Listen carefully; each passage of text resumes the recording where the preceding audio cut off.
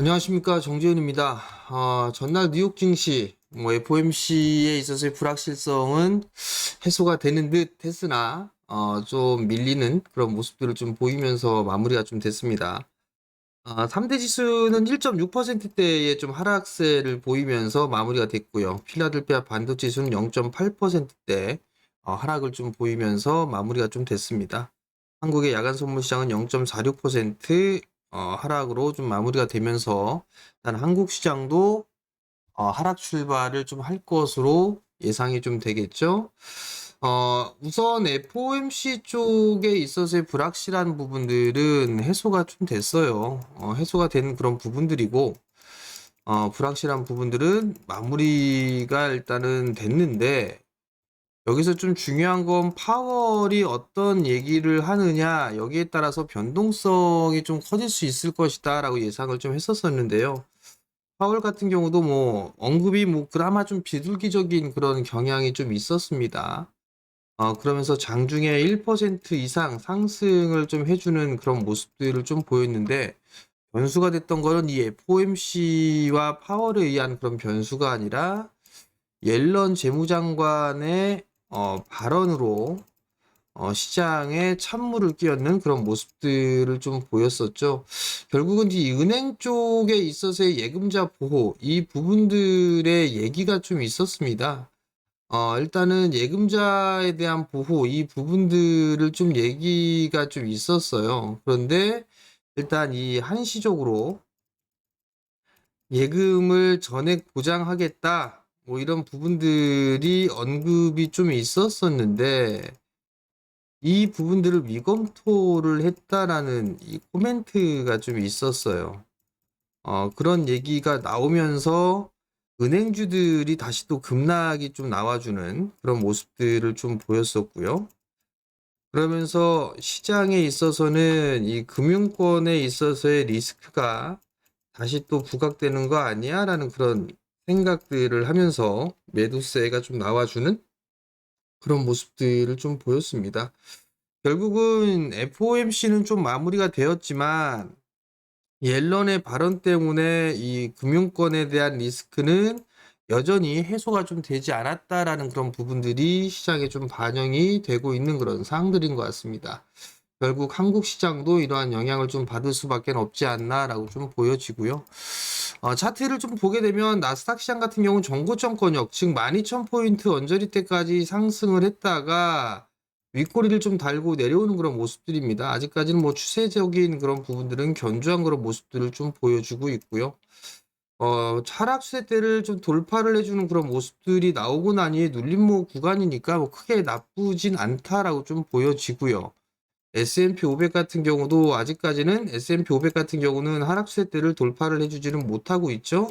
저항 자리대에 부딪히고 있다라는 모습. 그리고 다우지수 같은 경우도 하락 추세대를 돌파를 해주지는 못하고 있어요. 여전히 21선에 있어서의 방향성, 그리고 61선도 이제 하반각을 그리고 있다라는 거. 이 부분들은 시장의 좀 부담 요인으로 좀 볼 수밖에 없을 겁니다. S&P 500 같은 경우는 방향성 자체가 들어 누워준 그런 모습들을 보여주고 있죠. 나스닥 시장 같은 경우는 일단 61선은 우상향을 하고 있고 21선도 돌아서주는 그런 모습들을 좀 보였습니다. 결국 미국 시장의 증시 차트의 모양새를 좀 보게 되면 한국 시장의 코스피나 코스닥 같은 경우를 보게 되면 나스닥 시장하고 일단 좀 비슷한 그런 모습들을 좀 보여주고 있죠. 한국 시장 같은 경우도 아직까지는 21선 어제 뚫어주는 그런 모습들을 좀 보였지만 아직까지는 방향성을 좀 잡지는 못하고 있는 그런 상황들이에요. 코스닥 시장 같은 경우도 마찬가지로 방향성이 좀 정해진 그런 모습들을 좀 보여주고 있지만 코스닥 시장 외로 정고점권역에 상승을 해줬지만 질성으로 좀 부담스러운 그런 모습들을 좀 보일 수밖에 없는 그런 사항들이고, 거래소 시장이 움직여주질 못한다면 코스닥 시장 홀로 움직일 수는 없을 거예요. 그렇기 때문에 키높이를 맞추는 그런 부분들이 좀 나오지 않을까라고 좀 보여지고요. 결국은 선물 기준으로 이 부분들을 계속적으로 좀 말씀을 좀 드리고 있는 그런 사항들인데, 올라갈 자리대는 이제 제한적인 그런 부분들이에요. 제한적인 그런 부분들이고, 오히려 좀 조정을 받을 그런 자리대가 좀 더 많다라는 그런 부분들, 이걸 좀 기억을 하셔야 될 것 같고, 시장에 있어서 조정을 좀 받게 된다라면 뭐 관심 있게 좀 봐도 여전히 좀 괜찮지 않을까 그렇게 좀 생각을 좀 하고 있습니다. 일단 단기적으로 좀 보게 된다면 쐐기 형태의 좀 모습들을 보여주고 있는 그런 사항들이기 때문에 조정을 좀 받게 된다라면 일단 매수 관점으로 좀 볼 수는 있다. 지수 연락으로는 여전히 박스 권역을 탈피하지는 못한 그런 사항들이기 때문에 일단 지수는 조정 시 좀 매수 관점은 좋다. 그렇게 좀 보시면 좋을 것 같고요. 일단 체크를 좀 해야 될 부분들은 여전히 환율을 좀 체크를 해봐야 됩니다.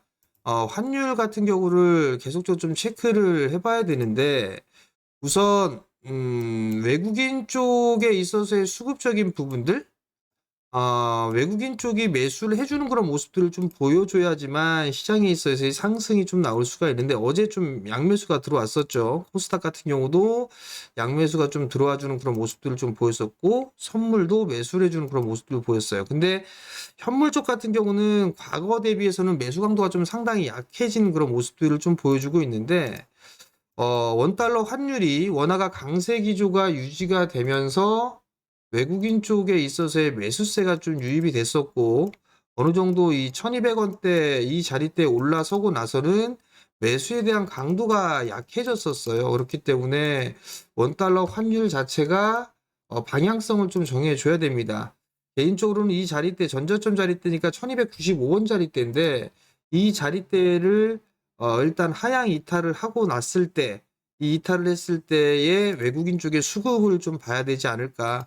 결국 환율 부분들이나 외국인 수급 체크는 여전히 좀 해야 되지 않을까라고 좀 보여지고요. 그렇게 된다라면 뭐 외국인 쪽에서 매수해 준다라면 뭐 긍정적으로 좀 볼 수는 있을 것 같고 시장에 있어서는 주도 섹터 내에서 일단 순환매가 좀 나와주고 있습니다. 뭐 지금 2차 전지 쪽 같은 경우는 실적이라는 기본 베이스가 깔려 있는 그런 사항들인데 일단 이격이 좀 과도하게 벌어지고 있는 그런 모습들이 좀 부담이다. 이렇게 좀 보셔야 될 것 같고요. 그러면 결국은 2차 전지 섹터 내에서도 순환매가 좀 나올 수도 있는 그런 상황이라는 거. 그리고 뭐 로봇이라든가 챗 GPT 뭐 이 부분들 같은 경우는 많이 올랐는데 성장을 해 나가는 그런 부분들에 있어서는 의심할 여지는 없어요. 근데 여전히 실적에 대한 부분들은 좀 부담스럽다라는 거. 그렇다는 얘기는 밸류 부담으로 좀 따라올 수 있다라는 부분들 좀 기억을 하셔야 될 것 같고 트레이딩 관점으로 좀 접근을 해야 된다라는 거.